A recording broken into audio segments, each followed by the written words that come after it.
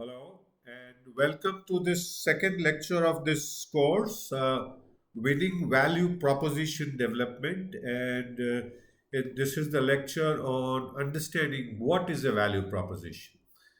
As you know by now, I am Arun Singhal, your management and coach and mentor with 40 years of experience in people development.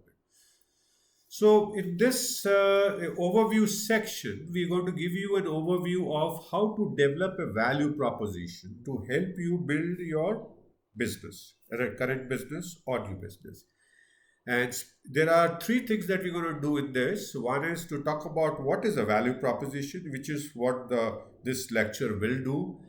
Then in the next lecture, we will talk about why develop a winning value proposition. And we will talk about what is the difference between winning value proposition and value proposition.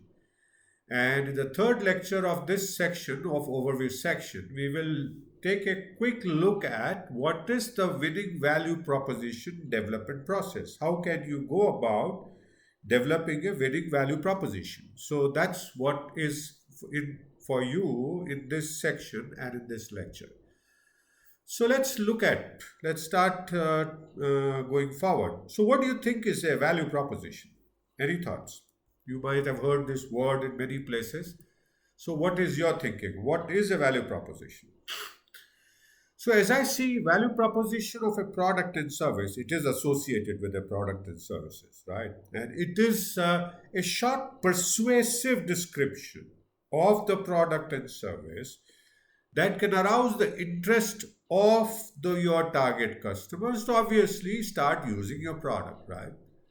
It is also known by many other names, and different people, different authors, different sects of management have used different words to describe the same concept. It is also known by unique selling point, a unique selling proposition. So, a unique selling proposition also is about a persuasive description of your product and service, right? In the marketing, it is also called the concept. What does your concept represent? The product. What is the concept of your product? What is it that you will give to your customer? The third thing which has started developing recently, specifically in consulting industry, is a word in a concept called compelling narrative. So you find in the JDs, how will you go about developing compelling narrative, which is the same thing as developing a winning value proposition. Compelling meaning winning, and the narrative means value proposition. The age-old concept that is which is the same thing as value proposition, is the brand or product positioning statement. How do you position your product or brand to attract the customers for the brand or the product? So it is known by many names, as you see here. So what is the value proposition used for? Fine. If this is a value proposition, what do I use it for? I mean, what is the purpose of this? So the value proposition is the centerpiece of your communication, right? It is used to communicate to your target customers to arouse interest and get them finally. That's the objective of having a value proposition, right? And it is the basis of creating all your communication content in different formats for different media, right? And it is as a result of this one central piece of communication. And if you keep doing that centrally, keep kind of hammering this down the consumer's mind and backed up by the actual delivery of that promise, it is the brand image that you want to build and you will build in the target customer's mind. And as I was mentioning partly in the previous point, it is the promise that you're making to your target customers to get them, to win them over to your side, right? So this is only half the story of the value proposition, is only the promise. And actually you have to deliver through your rest of the supply chain and company.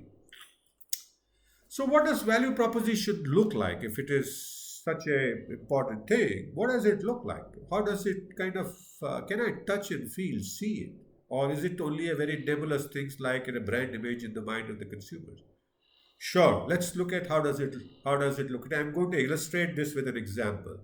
Or in a project that we did for Cello, Cello India, while their overseas partner BIC was looking at getting into the shavers category and introducing a couple of products that they had.